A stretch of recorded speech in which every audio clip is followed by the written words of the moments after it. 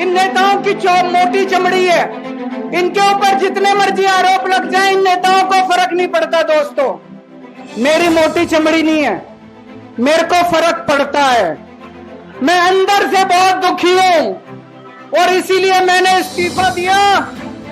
मैंने अपनी जिंदगी में केवल इज्जत कमाई है, मैंने अपनी जिंदगी में केवल ईमानदारी कमाई है। मेरे बैंक में कोई पैसा नहीं है।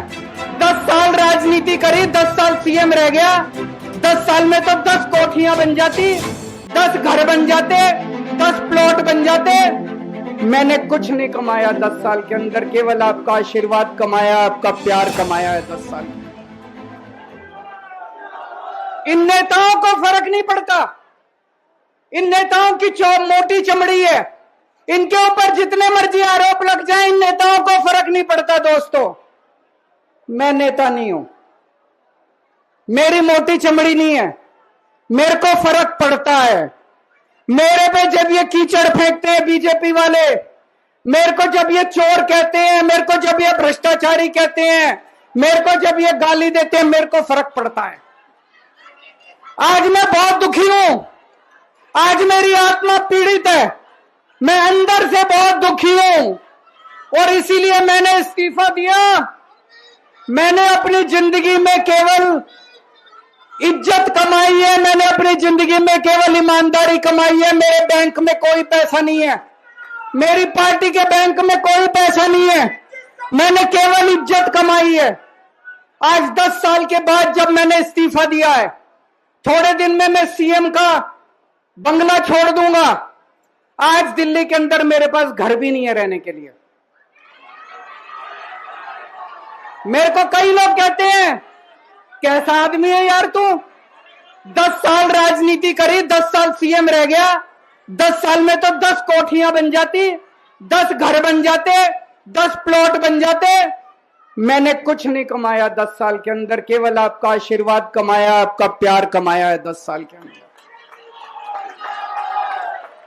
और उसी प्यार का नतीजा है, आज जब मैं घर छोड़ूंगा, मेरे पास इतने लोगों के फोन आ रहे हैं, इतने लोगों के मैसेज आ रहे हैं, जी मेरा घर ले लो, मेरा घर ले लो, मैं किराया नहीं लूंगा, मेरा घर ले लो। मैं आप सब लोगों का शुक्रिया अदा करता हूं।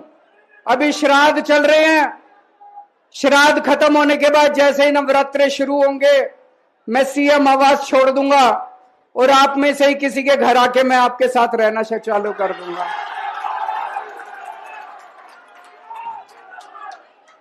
इन्होंने, मोदी जी ने हमारे ऊपर सबसे कठोर कानून लगाया, इस देश का ईडी का कानून, पीएमएलए। उसमें बेल भी नहीं मिलती, उसमें बेल भी नहीं मिलती, लेकिन केस फर्जी था। मैं शुक्रिया अदा करता हूं सुप्रीम कोर्ट का, उन्होंने हम सबको बेल दे दी, क्योंकि उनको भी पता था कि केस खत्म है, केस बेकार है। उन्होंने हम सबको बेल दे दी। लेकिन जैसे मैंने कहा, मैंने केवल जब मैं जेल से आया, मैंने मन में सोचा था, जब तक कोर्ट मेरे को बाइज्जत बरी नहीं कर देता, मैं दोबारा कुर्सी पे नहीं बैठूंगा। लेकिन मेरे को वकीलों ने कहा, यह केस अभी 8 साल चल सकता है, 10 साल चलेगा, 15 साल चलेगा, यह केस का कोई भरोसा नहीं है, यह केस अभी बहुत लंबा चलेगा। तो मैंने तय किया, मैं अपनी जनता की अदालत में जाऊंगा, जनता से पूछूंगा कि जनता मेरे को बताए कि मैं बेईमान हूं कि मैं ईमानदार हूं। मैं दाग के साथ नहीं जी सकता, दाग के साथ काम करना तो दूर की बात है, मैं इस दाग के साथ मैं जी भी नहीं सकता, मैं जिंदा भी नहीं रह सकता। मैं आपसे पूछना चाहता हूं, अगर मैं बेईमान होता, क्या मैं दिल्ली में बिजली फ्री कर सकता था? दिल्ली में बिजली फ्री करने के 3000 करोड़ रुपए लगते हैं। अगर मैं बेईमान होता, ये 3000 करोड़ रुपए खा जाता, बिजली फ्री करने की क्या जरूरत थी? अगर मैं बेईमान होता, क्या मैं महिलाओं का किराया फ्री करता? क्या जरूरत थी फ्री करने की? पैसे खा जाता सारे। अगर मैं बेईमान होता, क्या आपके बच्चों के लिए स्कूल बनवाता? सारे पैसे खा जाता। अगर मैं बेईमान होता, आपका इलाज मुफ्त करता, कैसे खा जाता सारे।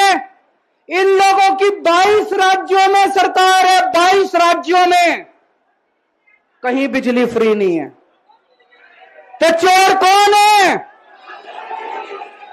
इनकी 22 राज्यों में सरकार है, कहीं महिलाओं का किराया फ्री नहीं है।